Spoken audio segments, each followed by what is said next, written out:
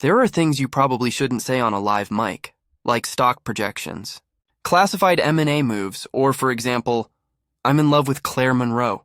But if you ask me, timing is overrated. I knew what I was doing. Everyone thinks I didn't. They see the memes, the headlines, the video where I froze mid-sentence as legal counsel fell out of his chair behind me. But no, that moment was calculated. At least I thought it was. I thought, what better way to show authenticity than confessing your feelings at precisely the moment 74 hedge funds are watching? I thought, what better press is there than falling in love while you close a $22 billion biotech merger? What I didn't think about was, Claire, well, not in the right way. Here's what led up to the moment my life split in half. We were 20 minutes away from stepping onto the merger press stage. Claire was reviewing figures. Our body language was perfect. Energy locked in. Her pencil snapped in her hand. That's how tight she was. Squeezing it, I thought it was nerves. It wasn't. It was dread. But I wouldn't find that out until hours later when she sent me a voice note saying, "You stood beside me like I was a prop, not a person." Before that, I was floating. High, our numbers were flawless. The merger was historic. The photographers were talking about me. People online had already begun comparing me to Bezos in his power years, just younger and less divorced. So I did the thing I've done every time I knew I was about to win big. Prepared a twist. Not a product launch, not a pivot, a public confession. During the Q&A section, I'd go off script and say it right in front of the cameras. Our legal department and the VP of the merger firm, who, inconveniently, is allergic to all forms of public emotion.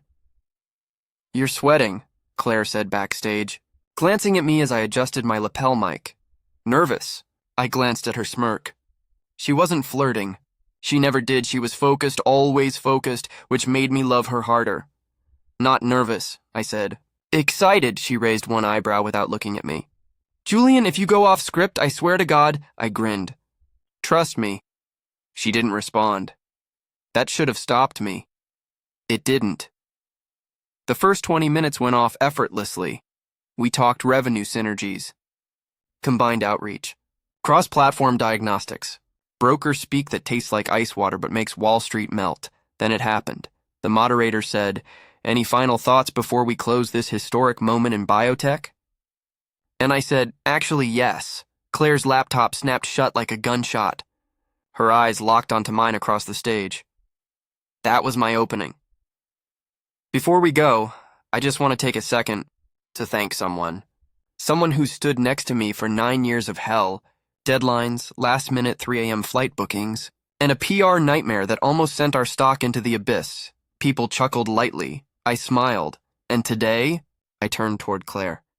I'd like the world to know that I love Claire, Monroe, personally, publicly, and, if she'll have me, permanently, dead silence. I'm talking nuclear-proof silence. Claire didn't say a word. She didn't blink. She didn't even breathe. And then she stood up, walked off stage, exited the building, all of it in silence. The moderator blinked so hard the teleprompter glitched.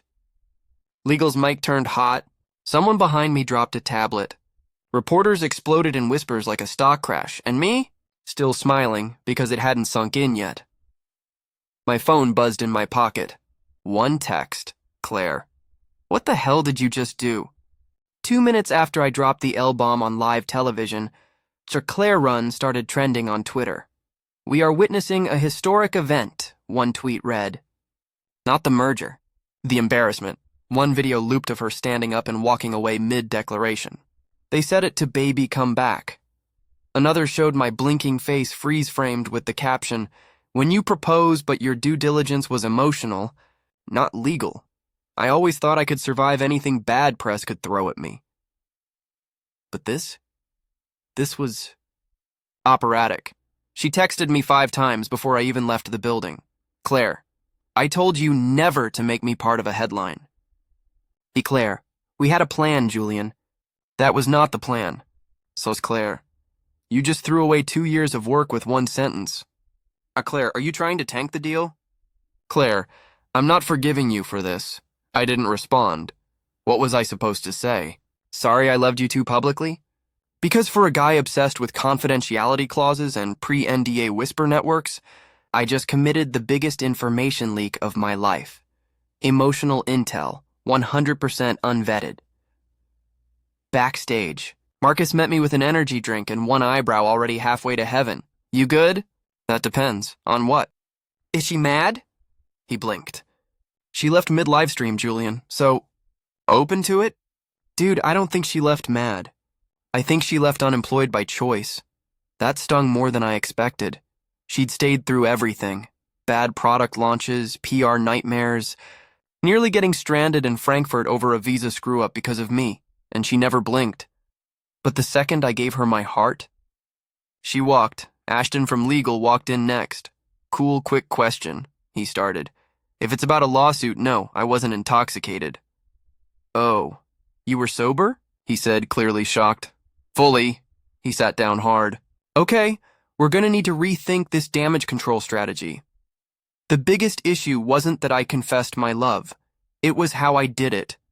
In front of our merger partners. A company known for its emotionless, engineer-first, data-only policy culture. They don't like feelings. They barely like humans. Our deal required us to appear unshakably rational, and I had just Don Juan'd on stage like a Shakespearean. CEO with zero compliance training, Claire didn't come back that day or the next.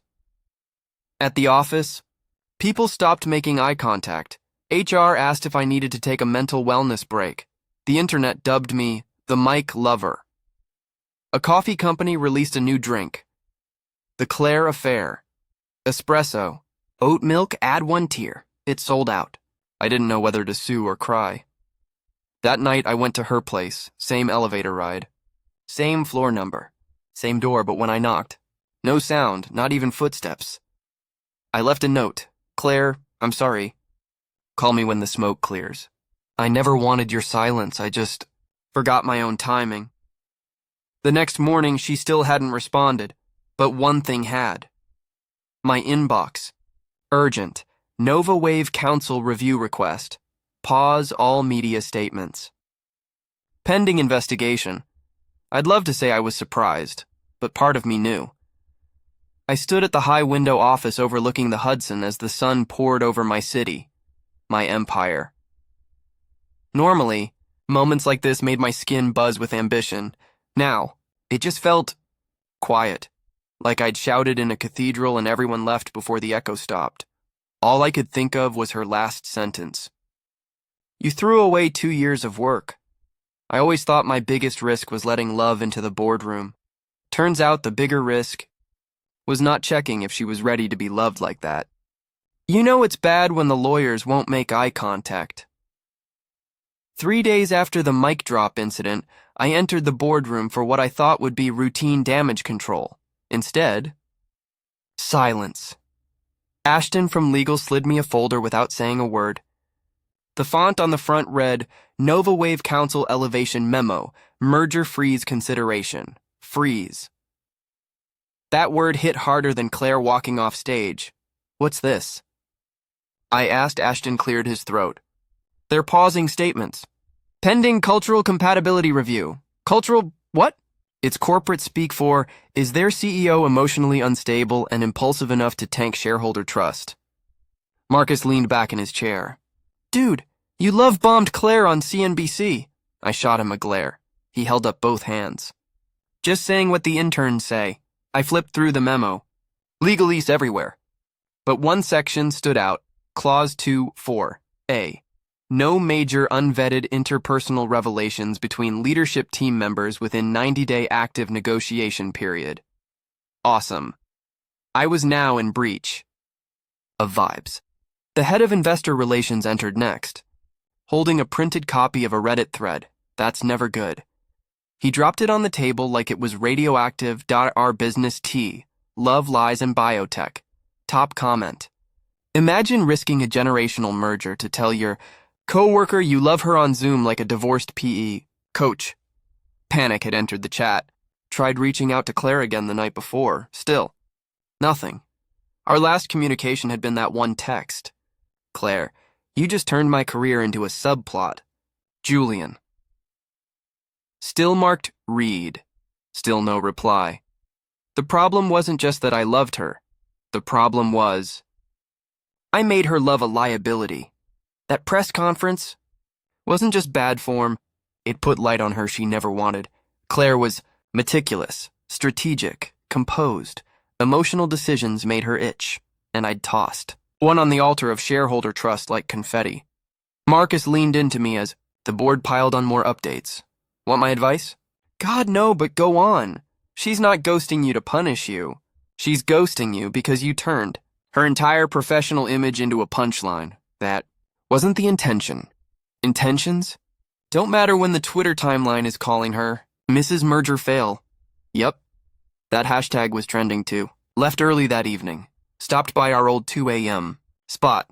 The rooftop bar with cheap wine and underpaid jazz she used to pick that place when the corporate world fried her circuits. Now it felt haunted. I pulled Claire's name up in my contacts for the 5th time that night. Typed, deleted, typed again. Eventually, I settled on, I never wanted you to be anything but extraordinary. I just wanted the world to see it too. I'm sorry I made that about me. Message not delivered blocked. I laughed, not because it was funny, but because this was the first time in 12 years I couldn't fix something with an apology and a $1 billion smile. The merger might stall. But what kept me up all night now? She didn't even argue. She just left. That wasn't anger. That was final. I used to think silence was elegant, the kind of power you hold when you're the one who doesn't need to speak first. But this silence from her wasn't elegant. It was terrifying. She didn't yell. She didn't slam doors. She didn't leak a thing. She just vanished, professionally and personally, like I never existed, and I was the idiot chasing echoes in a building she'd already burned to the ground. I called twice the next day. No answer. Day 3, I tried from another number. Went straight to voicemail. I left one message, Claire. I'm not looking for damage control. I'm looking for you. Just you. No reply. I sent flowers to her place. Same florist I used on the night we recovered from that disastrous launch in Munich. The driver returned 20 minutes. Later, with the bouquet still in hand, she didn't accept deliveries. I stood in my office holding $185 worth of tulips and nothing to say. Marcus was watching from the doorway, arms crossed. She really doesn't want to talk to you, he said, not even trying to soften it. I got that part. Thanks. You're still trending. Good. Let the world know I'm pathetic. They already do, but they love a good downfall. Hang in there. He walked off, probably to pour himself a drink labeled with my name. By Friday, I was a ghost in my own company. The board stopped copying me on casual updates. The merger reps asked that I abstain from media appearances until the noise settles. Noise. That's what they were calling it now. I told myself this was just a phase. She needed space. She'd cool off. She'd see it as the grand gesture it was. But every hour that passed made it clearer. She didn't want an explanation. She just wanted out. I sat outside her condo lobby that Saturday night. Hoodie, sunglasses, nothing like the man I usually was. I saw her come out around 9, wearing sneakers and a jacket I bought her in Madrid. She looked peaceful, normal, exactly how I didn't. I followed discreetly, just far enough that I couldn't screw anything else up. She went into a bookstore, spent 20 minutes in the poetry section, bought 2 paperbacks and a mint tea. When she left, I didn't follow.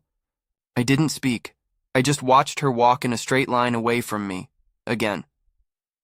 I went home and recorded a voice memo, not for her. For myself. Hi, Claire, I guess I don't know. Sorry isn't the right word, and it's also the only one that fits. You didn't want a grand gesture. You just wanted to be seen. Not marketed. Not exposed. And I made you a headline. That's not romance. That's carelessness. I watched your face fall in real time while I was too busy delivering a monologue to notice. You didn't leave because I loved you. You left because I made it about me. I never sent it. Because some things don't need to be heard. They just need to be held. and for the first time in a decade, I had no one left willing to hear me fall apart. The problem with spectacular failure is that it photographs well. 3 days after my grand confession and her equally grand disappearance, I ended up on the front page of a viral tech blog, not Forbes, not TechCrunch, and definitely not anything that would help our share price. The photo. Me, slouched on the steps outside our building, suit jacket wrinkled, tie loosened, expression somewhere between existential crisis and food poisoning. Coffee cup in one hand, phone in the other. Frozen like a man watching his GPS reroute him to rock bottom. The headline, CEO of Cringe, Julian Black declares love, declares bankruptcy next. Underneath, an article complete with anonymous staff quotes about tense vibes, mood spirals, and one particularly biting comment from an intern. He used to be all power and presence. Now he walks like he forgot how chairs work. They didn't even use a real source, it still went viral. By noon, the coffee shop across the street was offering a Claire Crash special, double espresso over shattered ice. I couldn't make this up. Marcus loved it. He sent me a picture of his cup with the caption, "Tastes better than your timing." I almost fired him. Still might. At least the baristas had opinions. My board had silence, and silence in business is rarely peaceful. They were waiting to see if I would tank the merger or walk away on my own terms. And Claire? Still nothing, until the following Thursday. My phone buzzed just as I stepped onto the elevator. Claire. Coffee. Rooftop bar. Midnight. No speeches. Rereading that message 5 times didn't help the nervousness or the guilt. It just made the clock tick slower. By the time I sat down at our spot, the city glowing around us, she was already there. Tea in hand, eyes on the skyline. She didn't flinch when she saw me. No smile, no storm, just calm, like someone with nothing left to give. I sat across from her, leaving one chair between us. Silence took the seat. She sipped, then paused. "I'm not here to fix anything," she said. "I know. I'm not here to forgive you either. I know that too." She looked at me. Finally. And for 1 second, I thought maybe, just maybe, there was something left. But if there was, it wasn't soft. "What you did," she said quietly, "wasn't love. It was a performance." I didn't mean it that way. I believe that, and that's why it hurt worse. I breathed in slowly, keeping my hands on the table, palms flat. "You mattered to me, and you risked my entire career on your moment," she said. "You didn't ask.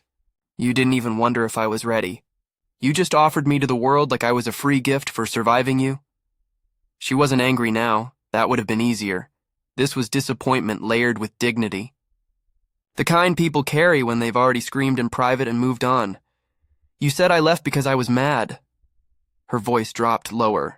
"I didn't leave because you loved me, Julian. I left because I couldn't trust how you chose to show it." I had no response, because there was no fixing that. Silence settled again, heavier this time. She finished her tea and stood up. "Take care of yourself," she said. I wanted to say a million things, but she said no speeches, and all I had left were rehearsed ones anyway. The merger died at 3:47 on a Tuesday afternoon. There was no explosion, no last-minute rescue, no Hail Mary call from legal, just a clean, clinical email from their general counsel to ours. After a thorough evaluation of recent public events and leadership alignment risks, we are withdrawing from the proposed joint venture between NovaWave Biotech and Maddox Black Systems. We appreciate your time. 1 paragraph, 78 words, $12 billion gone. I leaned back in my chair and read it again. Just to be sure I wasn't hallucinating, this was my legacy. Dead. Marcus walked in 5 minutes later, holding a protein shake and a sense of unwarranted calm. "You look like someone just deleted half your net worth." "They did," I said, sliding the email across my desk. He read it, paused, blinked with the composure of a man who's watched a building burn before. "Well," he nodded once, So plan B? There is no plan B. That was plan A, B, and C. He sat down across from me. This is because of Claire, isn't it? I stared at him. She didn't kill the merger. Marcus raised a brow. Didn't she? She didn't leak anything. She didn't have to leak anything, he said. She just had to disappear. That's the part you don't get, Julian. She was the only person anyone actually trusted in this company. I opened my mouth. Closed it, he continued. She made the board trust your strategy. She made the data readable to people who don't read. She made the chaos look crafted. You might have built the machine, but she's the one who made it move. All true. She asked for nothing except to not be turned into a punchline. Marcus added. Also true. And you gave her a spotlight she hated. Definitely true. He stood, dusted off his jacket, and added one more line before leaving the room. She saved your side of the house, and then took her name off the deed. That night, Claire called. My heart stuttered when I saw her name light up on my phone. I answered on the first ring. Didn't speak. Couldn't. I heard about the cancellation, she said quietly. Her voice was soft, but not unsure. Measured. Prepared. I don't want to fight anymore, I said. I know. You didn't pull the deal, did you? Not directly, but they asked if I would stay on as strategic liaison. That hit harder than anything else. You were supposed to be part of the merger from the start? Exactly. She didn't need to explain. Further, she'd been the one who brought the Nova Wave talks to the table. She'd fostered it from the first pitch deck, shaped the communication plan, ran damage control during due diligence, and then I repaid her with a 6-word love confession in front of 7 cameras, and a few billion in valuation. They asked if I could still represent you, she said after a pause. What did you say?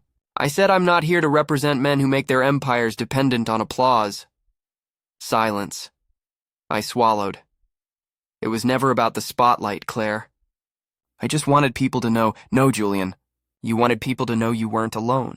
But you never once asked if I wanted to be alone in the fallout.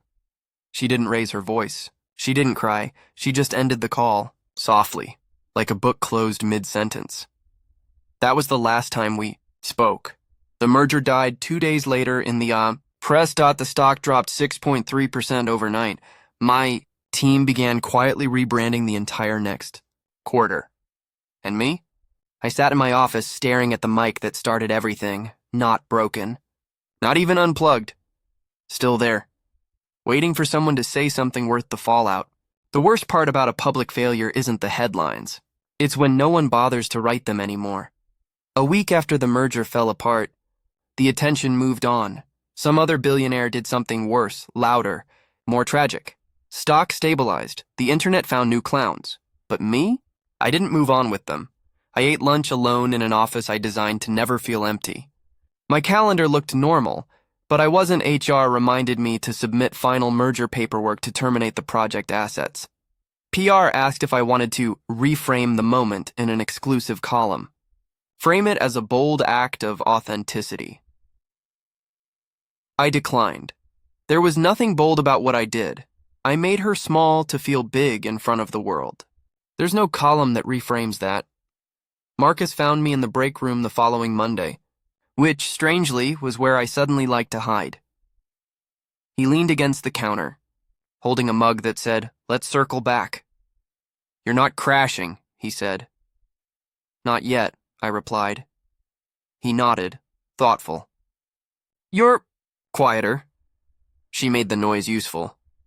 Marcus tilted his head. "Want to grab lunch?" "No appetite." "That's new. Get used to it." "I'm scaling back. I meant that literally. I canceled 3 expansion projects, sold my second apartment in Tribeca, and deleted the media training folder off the server titled Julian Hero Narrative. I didn't want to be anyone's brand anymore. I didn't want Claire to be a subplot. I didn't want this version of me to keep growing. Love isn't scalable. I tried. Some intern named a drink after me in the espresso bar near the lobby. They called it the Blackout. Double shot, no sugar, just bitterness and crash. I tried it once. It tasted exactly like I imagined I must look. I heard them whisper when I left. Not about power, about pity. Apparently, I was no longer terrifying, just tired. I visited her condo once more, out of habit. I didn't go in, didn't knock, just walked the block, saw that the name on the mail slot had changed. She really was gone, really moved on.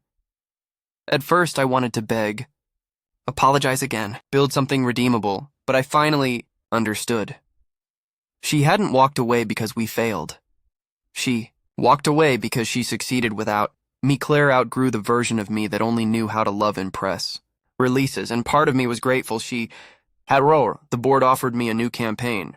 Executive reform, soulful leadership, rebuilding and transparency. They wanted to spin the whole thing into a turnaround. I gave them silence. Let them find someone else to be the beginning of a new narrative. I was done building companies.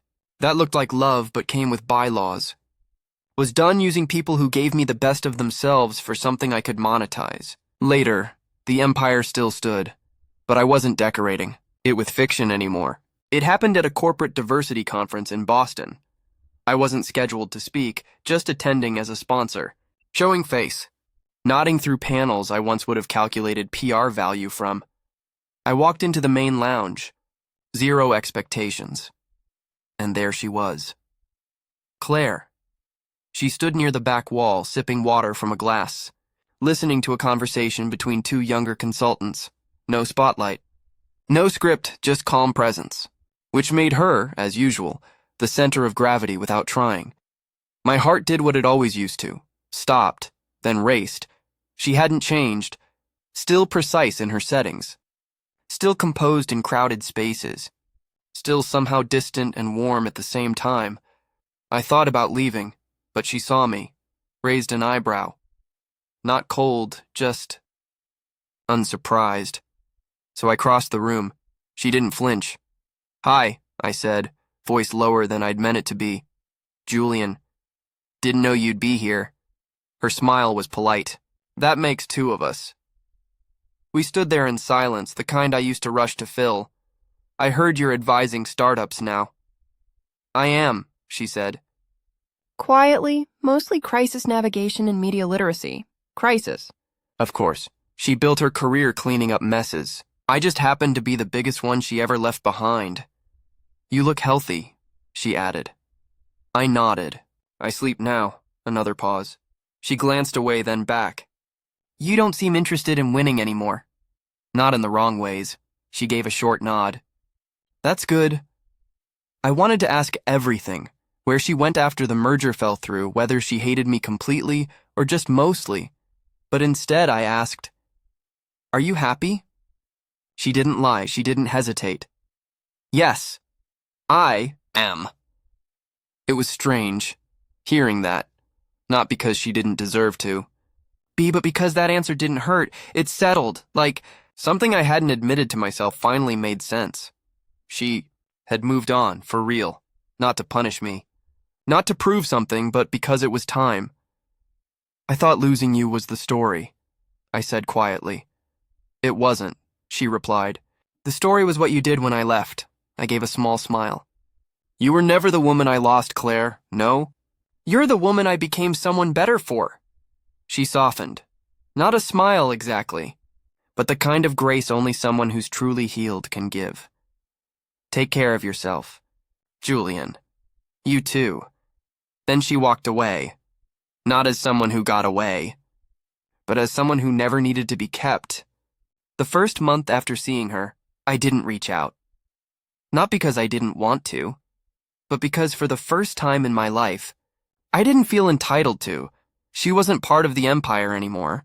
She wasn't part of anything I could build, measure, scale, or fix.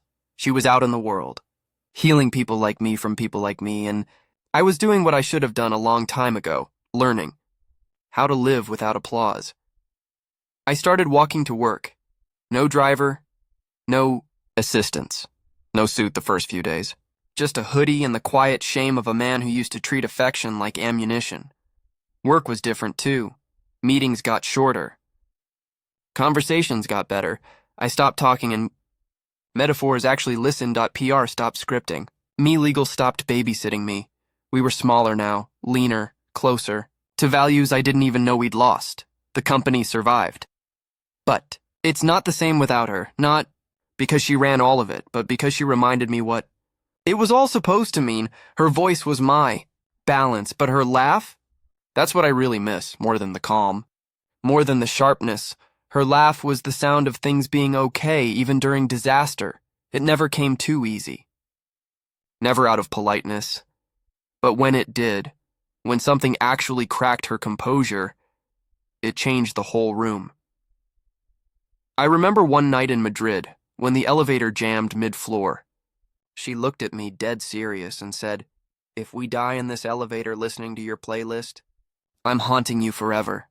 She burst laughing so hard the tired security guy tried prying the doors just to shut her up. No photo, no fanfare, just her laugh, soft, loud, real. It's strange. Surviving the worst press week of your career doesn't stay with you. But the people who made it halfway okay? You don't forget those, not ever. And that's the thing. I tried to package every part of my life like a campaign, including her, and she gave me grace for it. Right until I asked her to be the headline, instead of the whole story. I think about that now, when interviews circle back to the merger. When interns crack jokes with a little more kindness than before. When people say, "You've changed." Black, and they mean it, I have, because she changed me, not by loving me easily, but by walking away when I made that hard. No drama, no scandal, no leaks to the press. Just silence that I had to actually sit with, and a laugh I haven't heard in years, but still wake up remembering. I haven't taken the stage in over a year, not officially, not since Claire. Most people assume it's because of the scandal, or because I tanked the merger, or because I'm managing reputation exposure better. But the truth is simpler. I stopped liking the sound of my own voice. For a man who built his empire on controlling every word, I never bothered to ask whether the ones that mattered were even welcome. I wanted applause. I should have wanted understanding, and I got neither. Not when it mattered most. Not from her, not from anyone, who knew me well enough to see the difference between a confident man and a scared one pretending not to be.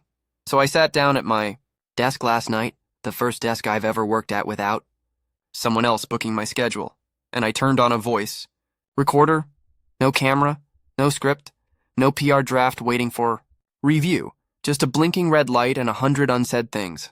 This is what I said. "Claire, I know you're not waiting for this. I know you're not watching, not waiting, not hovering in some quiet hope that I've finally figured it out. But if there's even a fraction of a world where this finds you, this is what I'd say. I didn't lose the merger. I didn't lose market share, or visibility, or platform value. I didn't lose my company, lost something more human than that. Lost the moment to love you properly. I loved you loudly because I didn't know how to do it quietly. I loved you at an audience size, not at face level, and you deserved better. You deserved a man who didn't need a mic to see your value, who didn't walk you into public praise only so he wouldn't have to say it plainly later. You deserve someone who'd love you at room temperature, not at production level heat. And I was too late to realize that love isn't something to announce. It's something to live with. To live for after you walked away, I did everything I thought would feel like healing. I changed how I worked. I changed who had access to me. I stopped performing leadership and started practicing it, and it helped. Life got real, but nothing replaces the weight of your absence. No calendar is full without those 5 minutes where you used to breathe beside me before hell broke loose on Monday mornings. You were never my moment. You were the shift in who I became. Because of having you near my life, even briefly, there won't be another microphone. Claire. But I still picture you where the silence is. Softest. Still remember how you smiled when no one was looking. Still hear your voice. Whenever I think of something worth telling, the truth about I hope you're far. I hope you're free. I hope you're loved at the volume you deserve. But if you ever wondered what I might say, if I ever got another chance, just this, I hit save. Didn't post it, didn't send it, just closed the laptop. Sat in the room you never entered, but would have redesigned in 2 seconds flat, and for the first time in my life, time didn't feel like something I needed to race. It just passed, clean, quiet, maybe. That's what love is supposed to feel like. Not applause, not headlines. Just memory that doesn't ache to be rewritten, only honored. Even when the mic's off. Especially then.